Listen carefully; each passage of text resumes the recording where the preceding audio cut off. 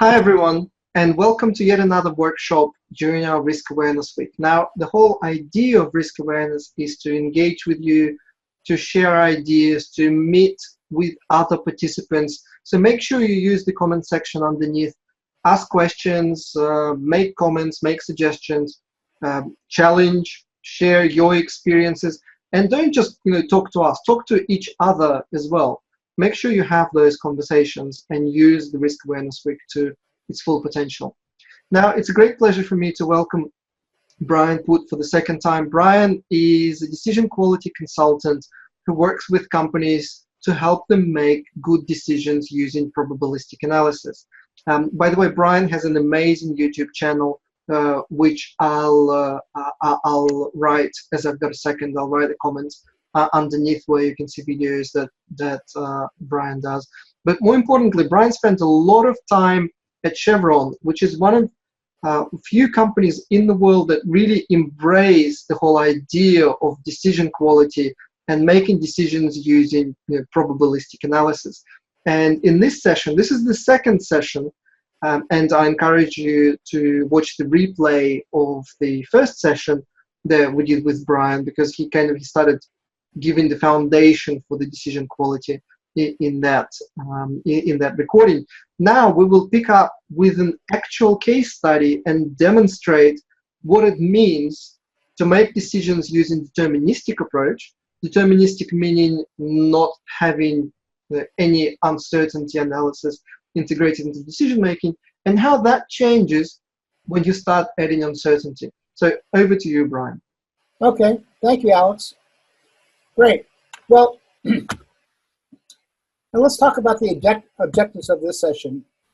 We want to talk about this Greenfield Economics project, and I'll give a brief review of that frame. As Alex says, I think watching the first video will give you a little bit more.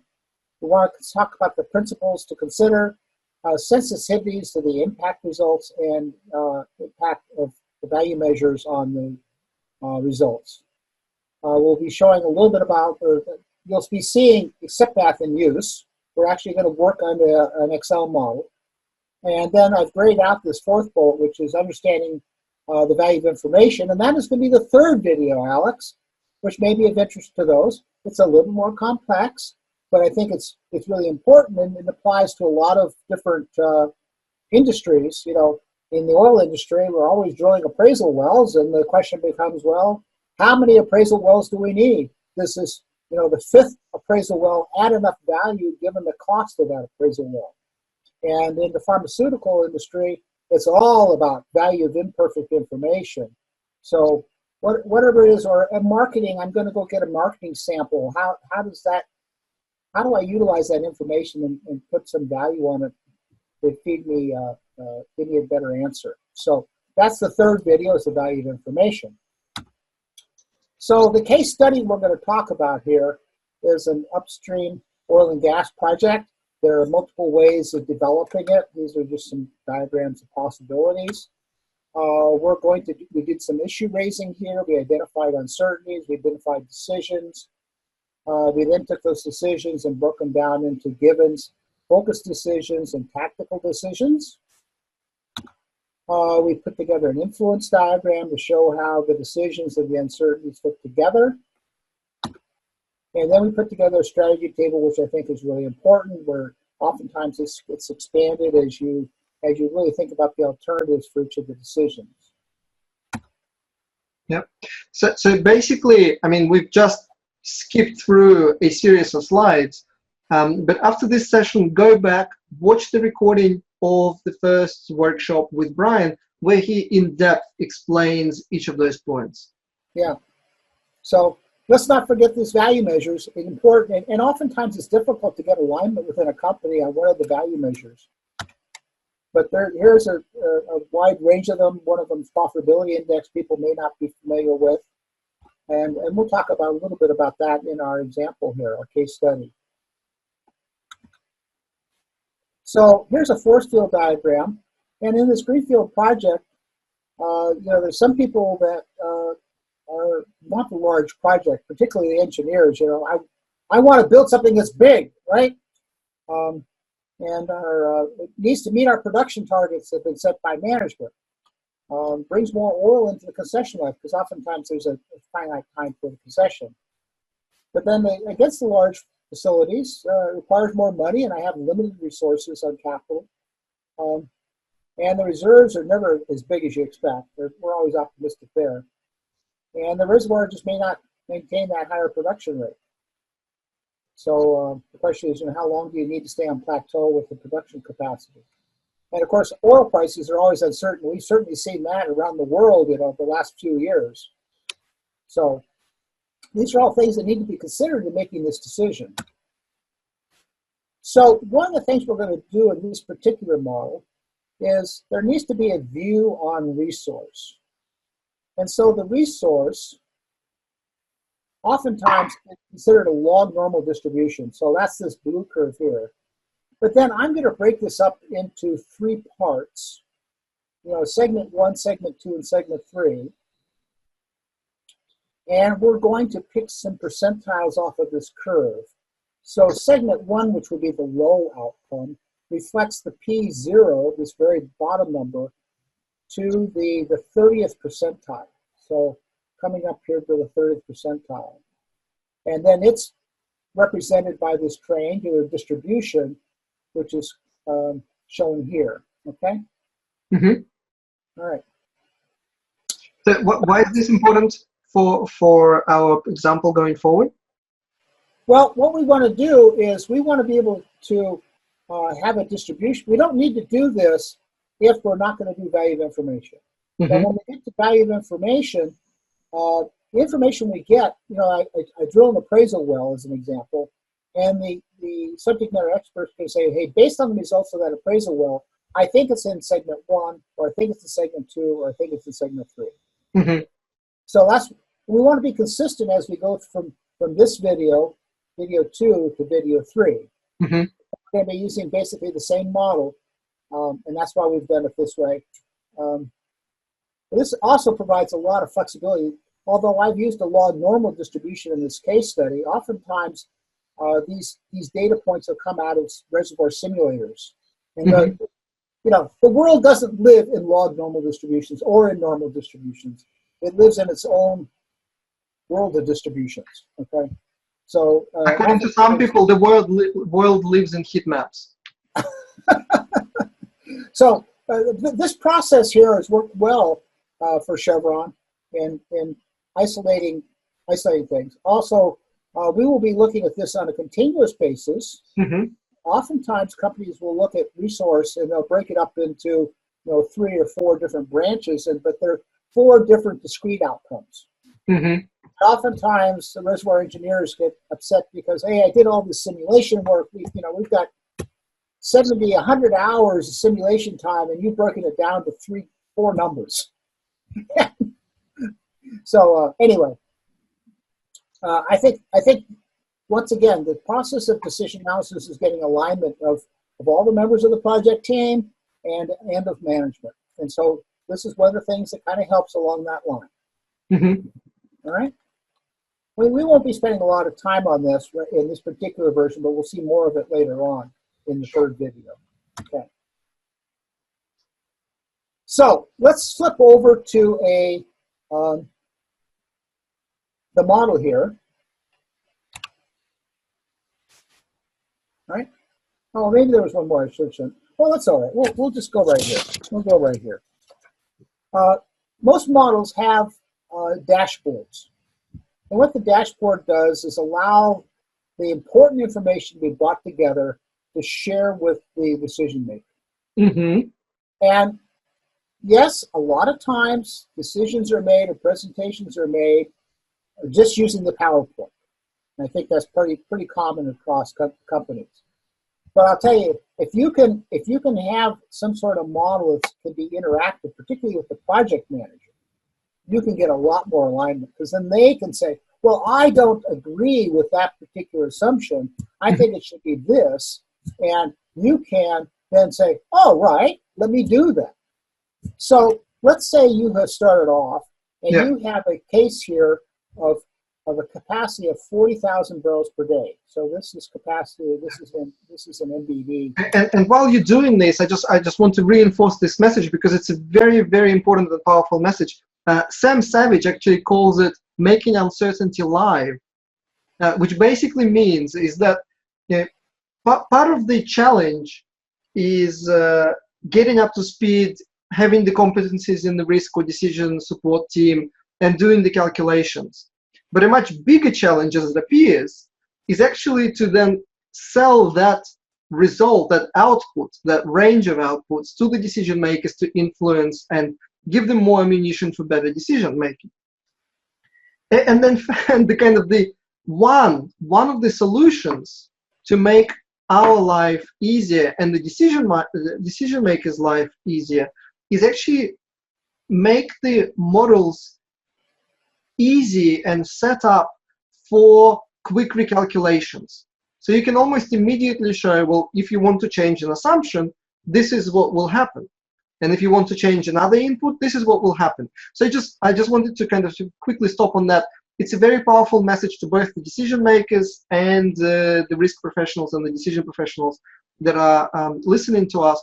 Make sure your models are quickly recalculatable. There's a special, almost like a shop front where you can display all the key inputs and outputs, and that will allow to manipulate, for the decision makers to manipulate the inputs and see how that affects the output. That will allow them to test the hypothesis that they have in their mind, because if you don't allow them to test their hypothesis live, they will make the assumption, they'll still test their hypothesis, but just inside their brain, and it will usually go against the kind of the reality. Yeah, or the other thing that happens is, hey boss, I'll have to check that one out and I'll get back to you in a couple of days, and then the boss has gone on a trip and you can't get back to him for a while, and he's kind of forgot what you already talked about already. So the idea is to get to a decision as quickly as possible, or make sure we understand the direction that the project needs to go from here forward. That, I mean, can I just, sorry to interrupt you for just 1 second. I mean, that actually happened to me. And I mean, I learned my lesson. I presented, this was December. We were presenting the business strategy for like the next 10 years or something. It was, highly volatile. And this was the first time our risk analysis showed that there would be significant liquidity problems. Significant liquidity problems to a level that the company may go bankrupt.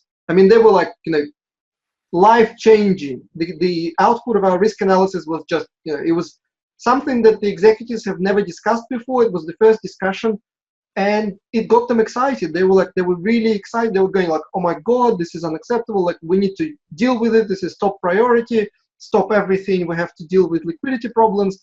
And I'm going, wow, life is suddenly picking up for the little risk manager in the team. And then naturally they say, okay, go away, recalculate everything, and under the new assumptions, and let's talk again. And so, of course, we go away, we recalculate, but actually 2 months pass, because some people go away, other things happen, and the next time we meet in February. And for the 2 months, I was the only person in the company who was like, I was just buzzing, because I knew I've just discovered something that will change the course of history for that company. And in fact, it later did, but it just, I was buzzing nonstop. I'm going like, oh my God, risk management is actually meaningful, because we will rewrite the whole strategy based on our risk analysis.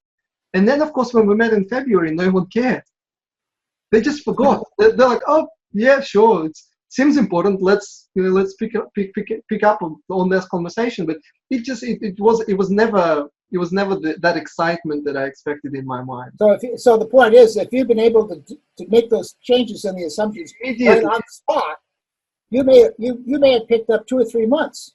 Yep. Of decision time here. Exactly. Right, absolutely. Okay, one of the things I like to do in my models is to highlight, here are the important decisions we want to work about. One of them here is the capacity of the facility, so 40,000 barrels a day. And I use yellow to imply inputs. But then I take all the value measures and put them down here. Well, this model right now is set up for well, eventually we're going to, in just a little bit, we're going to talk about optimization. Right now it's set to optimize on NPV. What I'd like to do is change that to be NPV10. Now, you may have a different NPV, and that's fine. But let's start with NPV10 as kind of a standard kind of number. Oftentimes, oil companies are using NPV10 to represent how big the project is, not the rate of return, how big the project is. Yeah. And that doesn't mean that that's their decision criteria, by the way. Yeah. It's just, hey, when we talk about things with another company, we'll just kind of use NPV10 because we don't want to talk about. So NPV10 for everyone online means that 90% of the time NPV will be higher than this number. Is that it, or is it the other way around? No. This is talking about the discount rate. NPV10 is the discount rate. Oh, sorry. NPV at 10% discount rate. Okay, sorry. Yeah. No. Understand. Yeah. We'll once we get to probabilistic here, Alex, we'll show you what the P10 and the P90 are. Yep. Or if the cash flow, coming back to your other problem that you said. Yep. So this is basically NPV deterministically calculated with an input that the discount rate is 10%. I think I've got a chart here of the cash flow. So if I was to take this cash flow, Alex, and discount each of these years at 10% per year. I totally get it. Yeah. All right. Well, this is an interesting point because I remember I had a PhD scientist come into my group, and we started talking about this. She was turning into a DA, and we started talking about this model, and she says, I got this NPV thing, and I said, do you understand what NPV is? And she said, no. So, things that, we have done for 40 years and understanding intuitively. Yeah. Not everyone understands this stuff. So it's important within your project team to make sure they understand what are the value measures and kind of how they calculate, all right? So I put all these value measures in a row because what we're going to do here is we're going to take this outcome, stick it over here, and I like to use these icons up here for shortcuts. Makes it really easy to do things. So what if I did something bigger than 40? Because, facilities engineers want something bigger.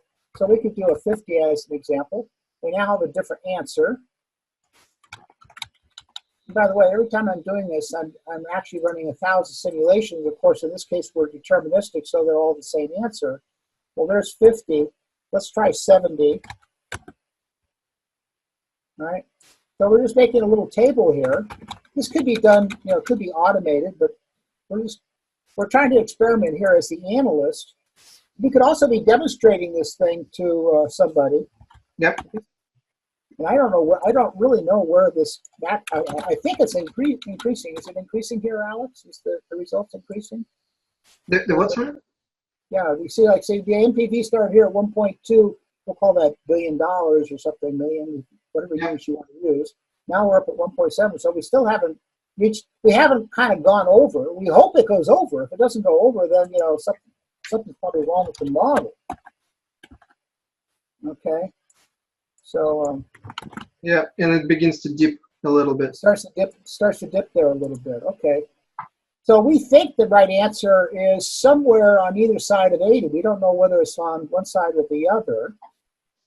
So one thing we could do here now, Alex, is we could tell Excel to optimize this for us. All right.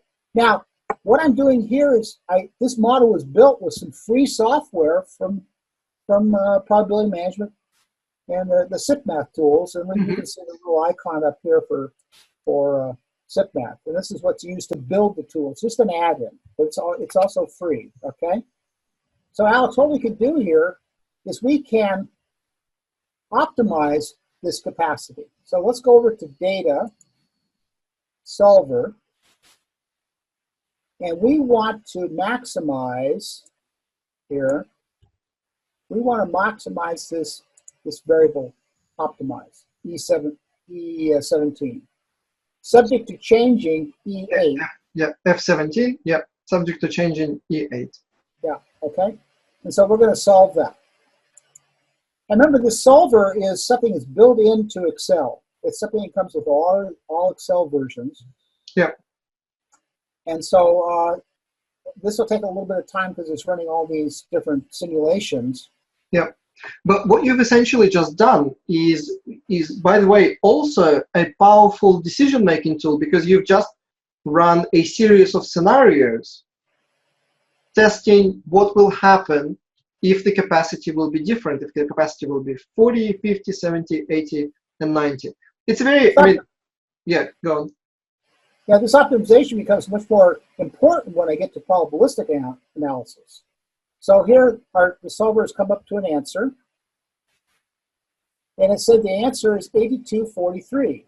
82 is bigger than that. So I'm going to take this, cut that, move it over here, all right?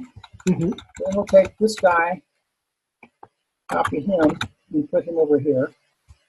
So now what I want to do is generate an XY graph. And let me emphasize that almost all the graphs you do should be XY graphs, because nothing's ever just linear. And it gives you a lot more flexibility in the axis. So what we want to plot here is this NPV. So we'll go in here and insert a graph, an XY graph. Okay, I'm going to do something like that. And then I'm going to go over here to chart design, select data, edit, and then I want to identify the x-axis, and the x-axis are these capacities. Okay. Okay. So now we've generated this line graph that shows what's important. And we said that 82 is the maximum, so this one right here is the maximum we have. Okay. So, all right, that's a great deterministic answer. Yeah, and that's in fact what most finance or forecasting teams would do. Yeah. So, all right. So this is NPV. Okay. But Alex, we don't live in this deterministic world. We live in uncertainty. So what if we decided to build the facility to 82,000 barrels a day, but we now live in an uncertain world? So let me turn on the uncertainty here. Mm-hmm. What happened to my results? They dropped by about 40%. Oh yeah, I was reading the last two digits. I was saying it didn't drop at all, but I didn't believe that either. So let's put this probabilistic over here. And we could have done the same thing, but let me just for emphasis, let me come in here and come into chart design. Where's my chart design? What happened to my chart design? Select data, add, and now we're going to add this new data point.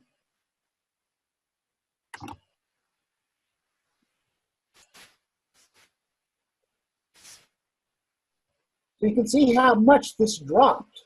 Mm-hmm. in value, right? And I think this is one of the key takeaway lessons in this session is that the way we traditionally plan, I mean, I'm sure there are many reasons for that, but the way we traditionally plan in business, we switch off uncertainty. We almost ignore uncertainty. Yep. And when you add uncertainty, it changes the picture significantly. This is why we're driving this for this, for decision quality, for risk management too. You can call it whatever. The general message is, whenever you have an important decision to make, do not switch off uncertainty. It's there. It's part of life, and it has to be at least accounted for and considered. And because when you do that, it actually changes significantly what the decision looks like.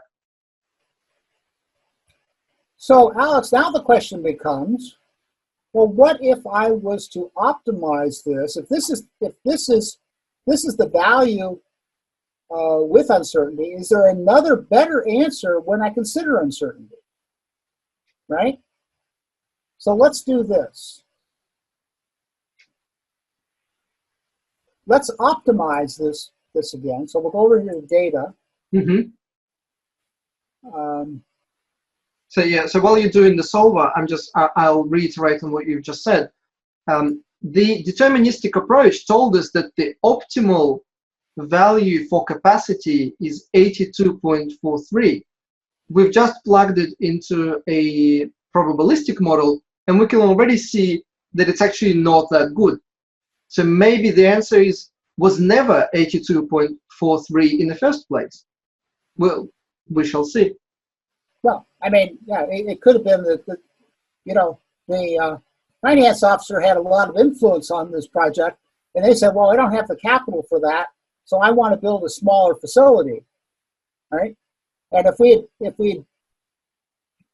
had used that one probabilistically, it would have been down here even further, So we know that this is, well, we know what this one does. We don't know what the optimum facility is probabilistically. We're working on that right now. And this is, I guess, what decision quality is all about, is that sometimes the things that appear to be obvious may not necessarily be so. And we don't know the answer unless or until we actually do the calculation. So we have an answer, Alex. And the answer is that it's 74.21. Yeah. All right. And so we could put in that, okay, so shall we go ahead and put that number on here too? Yep. All right. I'm going to get rid of this thing here. Let me put that here.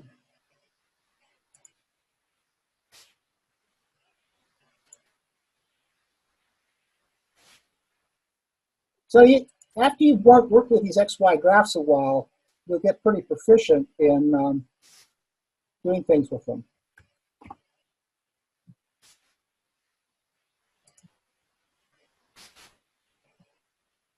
So what happened here is we reduced the facility size. So the other thing we could do here, Alex, let's do this. Why don't we make a capital efficiency chart. Mm-hmm. So what I'm going to do is plot NPV10 on the y-axis and this discounted cost on the x, okay? So what I do is I always start with the y-axis, so I'll pick this NPV10 and we'll insert an XY graph again. This time I'm just going to do dots. And then we come over here to chart design, select data, edit. And oftentimes people will, oh darn, my chart's right in the middle here. Discounted capital. I think, where do I start? I start here in K. And come over to here. Yeah. Okay. All right.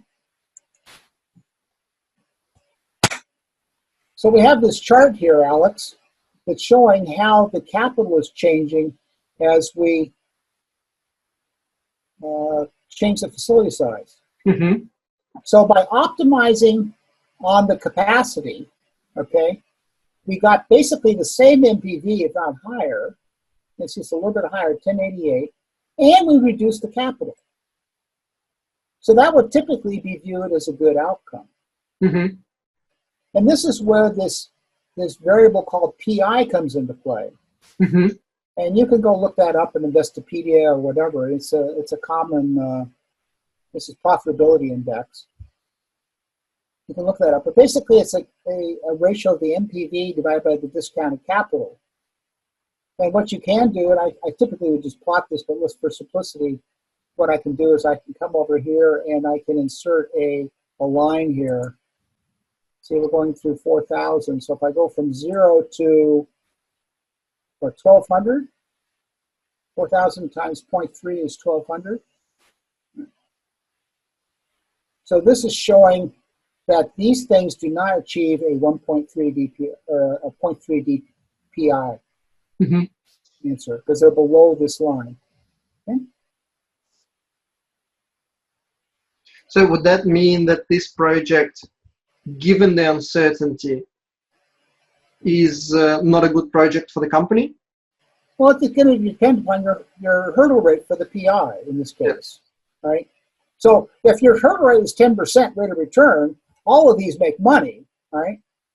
All of these make money because they're all going to have a positive NPV 10. But if your hurdle rate was a 0.3 I think your line needs to be a little bit lower. It would have to be lower. Well, let me show you something else. Let's say I picked a different PI. I don't know what PI this is. Yeah. But now let me define something called value creation. Mm-hmm. And value creation is the NPV 10. Remember, this is NPV 10 here. Yeah. Above this line. So we can see that this option here has a higher value creation than this option here. Because the NPV above this line is greater on this the leftmost point. Mm-hmm. And that's also reflected down here in this value creation. We can see that this value creation is 9.9, where this one, or negative, where this is a negative 1.0, is 103. Right? Mm-hmm. So now let's ask the question. Okay. All right. So I agree that the company is really not a 10% decision maker. So Alex, what happens? Can I improve my value creation at 1.3? Could I tell it to, instead of optimizing on NPV, what if I told it to optimize on value creation? Right? Mm-hmm. And now let's optimize that one. So we'll go over here to data, Mm-hmm. solver. We're still optimizing on this thing now, and we're still changing this capacity, and we'll solve that one. So this isn't showing the impact of your decision criteria Mm-hmm. on the decision. So once again, as I've said in the first video and in this video, understanding your value measures is terribly important. Yeah. And this is, this is a very powerful takeaway. Depending on what the company is wanting to achieve and what is more important to the executives, your decision will be different. And it will not be what seems logical or reasonable from a gut feel point of view. Mm-hmm. Mm-hmm. Mm-hmm. And value creation, how would you define that? What is value creation? But the value creation, once again, is just the NPV above this whatever DPI line that I have. Mm-hmm. And I moved my chart, so I lost my, there we go. And then I think I must have moved this thing. I want to keep it at 1.3. I need to keep this up at 1200, I think. Yep. Just here. I don't know if I can, I don't think I can group those. Anyway. So what happened? Oh my goodness, look at this, Alex. We originally thought we might want to be at 74,000 barrels a day. Now we're down at 49,000 barrels a day. Substantial reduction. Mm-hmm. Okay? So we'll put that over here. And just to be clear, this is now we're optimizing on value creation, right? VC. Mm-hmm. So we'll add that to our chart here.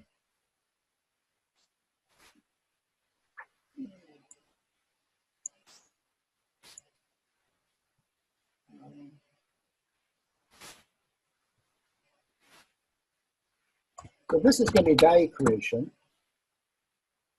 Probabilistic. I'll put probabilistic there so we know that. Mm-hmm. Okay. The X value is 49. Tab. Oop. That's wrong. It's not the size of the plant, it's the capital, isn't it? It's the capital of the plant. This has just got a capital here.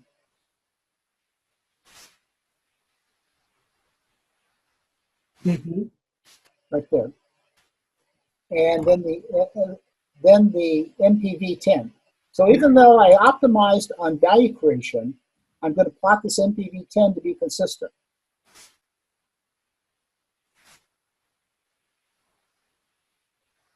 Wow. My goodness, look what happened. My NPV went up. Mm-hmm. right? Is that right? My NPV went, probabilistically, my NPV went up, but look how much I reduced my capital.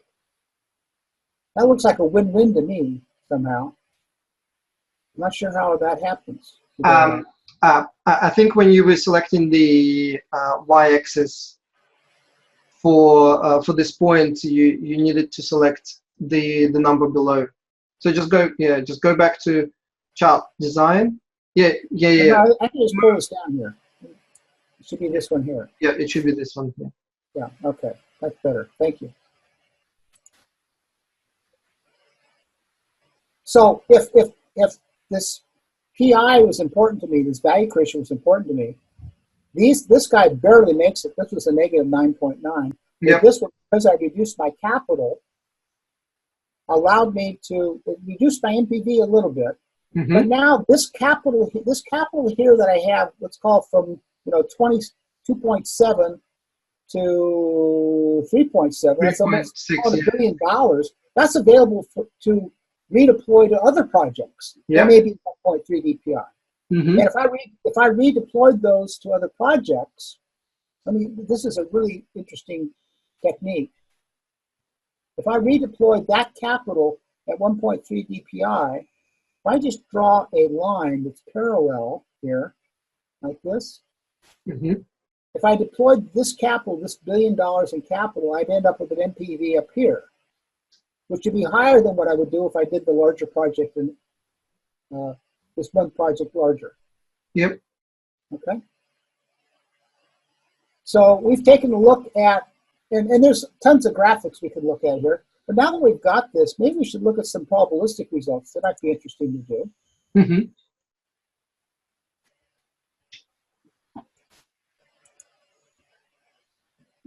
Oh, I've got an NP. Oh, this NPV chart. We'll just put that over there. Okay. We don't want to lose any of this. Okay.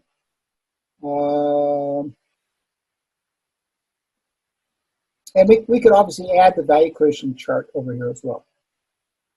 So let's come down here. These are all deterministic. Down here, we have the distribution of our NPV and our value creation. And so we can see there's an uncertainty here and what the result is. We've been looking at deterministic answers, Alex. Mm-hmm. But in reality, there's uncertainties. And we could compare the NPV distribution for a couple of these different scenarios and then make a decision based on our risk preferences. We haven't really talked about risk preferences, but you could be risk-seeking or risk-adverse or risk-neutral. Yep. And most people, you really shouldn't be risk-seeking. That's a bad thing to be. But there are different levels of being risk-adverse. And so I think looking at the S-curve, the cumulative distribution function, which these are, is important. Perhaps just taking a second here to talk about what is the cumulative distribution function. And this is something that I've had a lot of discussion with other consultants around this. And they agree it's the way to analyze it, but they say, oh, we never present it that way to our management. Well, I think that's a real mistake. Because what you're going to want to do here is to compare results. Okay? And the easiest way to do that is with these cumulative distribution functions here. And so I'm not sure why there's a reference case here of 914, and this is a 954. Oh, I bet you what happened here is sometimes this optimization is just a hair different the way it gets optimized where it starts, and that's the difference here. But if we went back to, and here's the advantage of saving some of this stuff. Oh, darn, I didn't want to do that. There we go. So let's put this model back to a NPV 10, which means I just have to take these over here. I don't have to actually go through the optimization again. I can just paste those right in there, right? And one of the advantages of SIPmath is that it's very repeatable, okay? It always gives you the same answer. So if by putting these answers in, oh, you know what I didn't do is I didn't change this. copy that and put that over here as values. There we go. So now what we see is the model now is giving me an 11 or 1088 for NPV. And over here it says 1088 as well. Okay, so I was able to repeat this number that was hard-coded. So now let's come down to this cumulative distribution function. And now we can see how the reference case had 914, because that was optimized with value creation. And here is the answer with the larger facility with a higher NPV, expected value, but you can see that it's got more downside risk, but more upside potential. Mm-hmm. And so it really depends. So you want to be able to compare alternatives, but also understand what are your value measures. Because if we had, this chart didn't have it, we could add it though. We could add the value creation with the reference case, and it's going to show that it has a lower expected value. Okay? And here the reference case is defined as a value creation optimization. So you have to define what is your, you really don't want to be switching back and forth between value measures. You really want to know what your company value measure is, and then stick with that analysis. So there are 2 points in this. First, understanding what the value measure is, or I mean, in other organizations, people just call it decision-making criteria. Understanding what the decision-making criteria is super important. But then the second message, which I think we've demonstrated it very visually, is that when you add uncertainty to a typical, even an NPV or a budget or a strategy, like literally any calculation, when you add uncertainty and you simulate that uncertainty on top of it, a normal decision-making model, the result is actually significantly different. Mm-hmm. Absolutely. Well, one more point I wanted to make back here, Alex, is we can also look at the cash flow, and we can see what the cash flow looks like with uncertainty. Now, this chart didn't, I looked at this and said, well, that didn't tell me very much. It looks like it's all the same. But the problem is that the scale is quite large because of this capital investment. Mm-hmm. So one of the advantages of using XY graph is I can just copy this graph over here, which I did previously, and then I change the y-axis here to start at 0. Mm-hmm. And now we can see how there's an uncertainty range. This is going from P10 to P90. In fact, earlier on, the first part of this conversation, we started talking about what does NPV 10 mean, and it was a 10% discount. But now we can talk about a particular year, and we can, let me blow this up a little bit. Mm-hmm. We can say that with this particular scenario, there's a range of cash flow with a 10% chance of being below 363 and a 10% chance of being higher than 474. And your example that you were getting earlier with the meeting on December and then getting back in February, if this was talking about liquidity, you would have been negative. Mm-hmm. And that's what you should have showed. And you could, because, I don't know, the chance, you should have been talking about the chance of being illiquid, that you would go bankrupt. And, was that 5% or was that, 60% chance of? I once had a model which had a 99.99997 chance of negative cash flow. Okay, well, so I think these are all really good, important ways to think about it. This is a very powerful message. Again, the quality decision-making implies that we don't represent numbers and future scenarios and uncertain variables as single point estimates, because we know that they're uncertain. And that's why we use ranges and distributions, because it gives so much more information for the decision makers to see how likely are they to achieve or not achieve whatever the target they're setting themselves. So now let's come back to a PowerPoint slide here. I want to talk about sensitivity analysis. So once we've added uncertainty to our model, we can do tornado charts. And these can be done in two different ways. One is the deterministic tornado chart, where the center line represents the most likely outcome of all the variables that you have.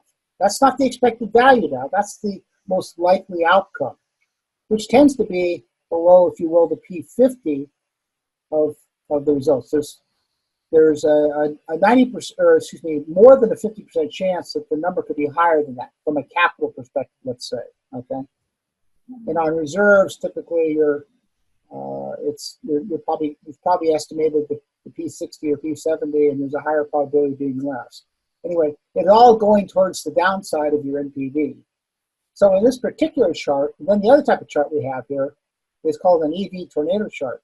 And in this one, what we do is we have a number of uncertain variables, and what we're going to do is take each variable and then hold it constant at either the low value or the high value, and whether that's the minimum and the maximum, or the P10 and the P90, not too material as long as you understand what it is, but all the other variables are uncertain.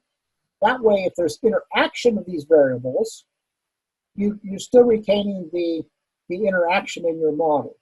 The other way to think about it is this is really the value of control. If I control my resource to the max, this is what I would get. Well, what I can get at the maximum resource depends on what facility size I have. If I put in a really big facility, I can really get more. If I had a really small facility, the maximum resource is not going to help me as much because it pushed all that cash flow out, or I had a concession life. So this can help you identify what's important. And invariably in these models, you're going to have more uncertainties than you really would like to evaluate. But the problem is you don't know what's important until you've already put it in the model, and then you're going to take it out. And by the way, the subject matter expert, the operations manager, his work is most important. Analysts, you've got to consider all of these different things, even though you've done a number of these analyses and know that the operating cost is really not the most important thing. So, but if you're trying to get alignment of everybody, invariably you need to incorporate them. So the tornado chart is really important to identify what's important. And when you've done your analysis, there's all kinds of other statistics that you can pull out to characterize and tell a good story about the solution you have, like, what's the last operating year of the project, and that depends upon the resource. And, this year could, in this particular case, we had a contract life for 2030, so that's why this big high probability here. And when you're explaining your story, you want to explain, well, why do I have this big probability at 2030? Well, that's because of our concession terminates then. Oh, maybe we should be negotiating an extension to the contract. Or maybe there's a parts limit or something of that nature. We've already looked at this cash flow, we've looked at value creation. Well, they may be interested in the rate of return. And so you could actually plot the distribution of the rate of return for the project. It might help them. Yeah, and these graphs, these graphs are very powerful. For example, just looking at this, you can immediately see that there's like almost 12% chance that IRR will be 0. And if your hurdle rate, for example, is 10%, then you can see that there is a 30% chance that the hurdle rate will not be achieved. And for example, looking at the NPV at 10% discount rate, you can see that there's a 30% chance that it will be negative. All of those conclusions you can make very quickly. And what if one of the executives say, what happens to our if we want to increase our hurdle rate to 20%?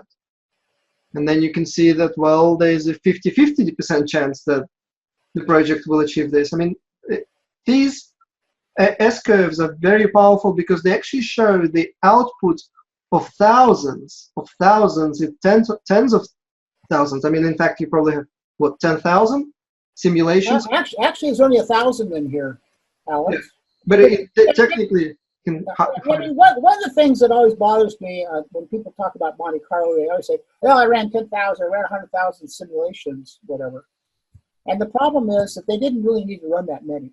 You only need to run a high number of simulations when you have small probabilities. Okay. Yeah. But most of these probabilities, first of all, we're talking about continuous space. We're not Yeah. talking about discrete. And so 1,000 typically is acceptable. Yeah. 1,000 is typically acceptable to characterize. It'll give you the information as good as the quality of your inputs. Your inputs will have more impact than the number of trials. But Yeah. it's easy with SIPmath to say, oh, I don't want to just do 1,000. Let me try it at 5,000 or 10,000. That's literally a 1 minute exercise. 1 minute exercise to change. Yeah, exactly. Yeah. So we've already looked at this a little bit, but we developed it online. But here was one that I did previously, and we can talk about. Here are the deterministic. Oh, and by the way, here if I want to do resource, here I optimized on resource rather than NPV or value creation, and you can see that it made a really big facility, and you can understand why. Remember, we saw on that operating years how often it stopped at 2030. Well, the way to get around that is to make the facility bigger, which allows me to produce more sooner. So that makes sense. You always want to test these results with your gut to make sure that they make sense, because the assumption always is that there's some error in the model. Yeah. Which is, again, a very powerful message. Always check the reasonableness or the logic of the outputs, because the modeling is complex, and there may be additional error added through the actual model simulation. Yeah, something that we implemented at Chevron were called model reviews. I mean, we always have these project reviews, and they tend to look at what was the capital cost or whatever these things, but no one ever really got involved in the model, and you're relying so much on the model results to make the decision. So we implemented at Chevron a model review where you bring in other DA experts, people who do modeling, and they come in and look at the model. And I thought originally, man, this is going to be intrusive. People are going to really push back. Oh, don't do that, don't do that. But we found that the project manager particularly liked that idea, because now I've got an endorsement from some other people that there's multiple sets of eyes that looked at this model, and invariably you find some things that are wrong. Often, you don't find big things that are wrong often, but there's little things that you do find wrong, and they can improve it. And the modeler really appreciates it when the review is done in the proper way. You're talking about the model. I'm not talking about the modeler. Yeah. Okay. Yeah. Okay. So you don't make it personal at all. Yeah. Exactly. So, Alex, what we've learned in this session? Well, first of all, framing the opportunity is really important. We need to define that decision hierarchy. We kind of did that in the first session, and this reviewed at this session. The strategy table, the force field, and the influence diagram. Deterministic results can often provide misleading results. We saw that when we put them together in those NPV charts. We saw how it impacts it. So uncertainty needs to be considered when making all these decisions. You need to do that. And as Sam Savage would say, any uncertainty, no matter how bad it is better than the deterministic answer. And that is just so true. I really want to emphasize that point for everyone who's listening, whether you're a risk manager or a decision maker. Every time you try that, every time you try to incorporate uncertainty into the decision analysis, your decision is highly likely to be different from what you've had in the deterministic. So the budgets, as you do with 3 scenarios, pessimistic, optimistic, realistic, that doesn't cover uncertainty sufficient enough.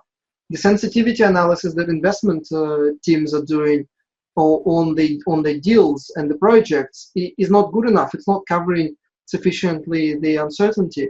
The business plans, the KPIs, the way KPIs are set is not covering uncertainty. All this means is that the way we traditionally plan, forecast, and manage our business ignores uncertainty and hence leads to very deceiving decisions. Sometimes it may be, it may make things go horribly bad, but most of the time it's just not using all of the opportunity, not taking the advantage of the situation to the full extent. Well, as we said in the first session, Alice, I think it was the first session, doing decision analysis early on in the project is really the most important. you don't get the right alternative to develop, you can't fix that during feed typically. You've got to be in the right ballpark. Mm-hmm. So besides including uncertainty, we need to be really clear about our value measures. I think we saw, as we did some analysis there, that using NPV as a decision criteria versus value creation gave us very different answers. And oftentimes capital is a scarce resource. And so that's why I think I like this profitability index for decision criteria.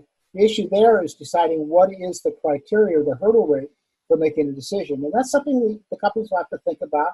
You might want to look at that, what have your projects done in the past on that, or what have been reported in the past, and you can do that. We can use these EV tornado charts to tell us what's important. It's actually, tornado charts are, what heat maps were always meant to be, because they answer a very important question. Our analysis first shows that one choice is better than the other, one is more optimal than the other. But then the next question usually is why? What are some of the factors that are impacting you, or what should we do? Should we focus on this or that? And that's where tornado diagram actually gives you most of the answers. That's right. But be careful here, Alex, about whether you use an EV tornado chart or a deterministic chart.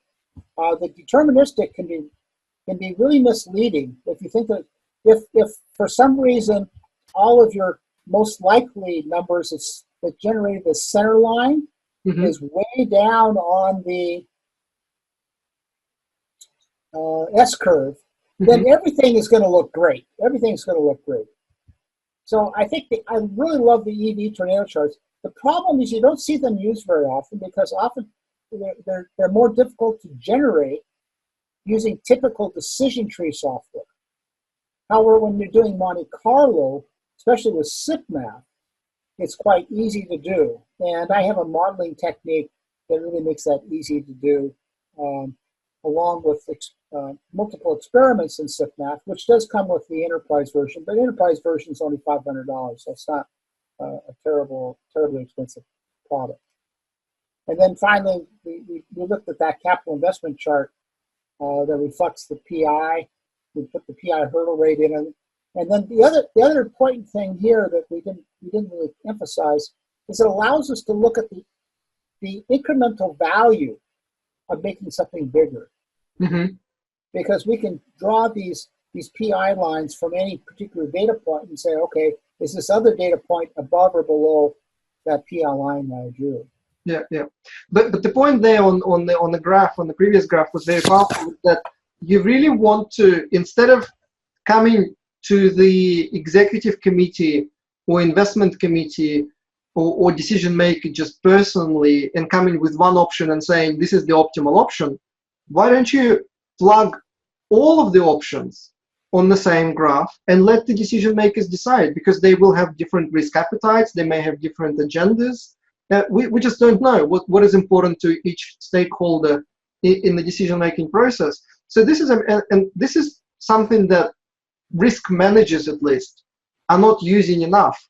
They come with saying, well, we've done the risk, this is the option, and these are the risks associated with that option. That's not how decision-making works. There are always multiple options, and my favorite quote is, the future is plural, because there's no single future, there are multiple futures beyond comprehension for human brain. But we should attempt at least to show some of the versions so the decision makers can pick and choose what is important to them. You are absolutely right, Alex. Decision makers do not want to be brought the alternative of doing this project or not. That's not what they want to hear. They want to know what the alternatives are, because oftentimes the decision makers have other information that they may want to incorporate into the decision that is not privy to the project team, or things of that nature. Yeah, absolutely. So all right, well, I think maybe that does it for here, Alex. But I do encourage the participants to maybe join us for the next video that'll cover value of information. We'll be using the same Greenfield Economics model, but now we're going to look at the value of drilling an appraisal well and learning about that information and how it incorporates into making different decisions, having options for sizes. How can we get rid of some of the downside of this project by having information and maybe not developing some of them? And this is not only applicable to oil projects, but also applicable to pharmaceuticals, whether you continue testing something, marketing. Do I release a movie? Do I release a new product? All that sort of thing. So value of information is really something that people need to understand, and oftentimes is not understood well by decision makers. Excellent. So looking forward to see everyone in the next session with Brian. Do join, and don't forget to watch the replay of our first session as well, because that gave a very nice foundation for the decision quality framework in general. See you soon. Bye. Very good. Thank you, Alex. Bye-bye.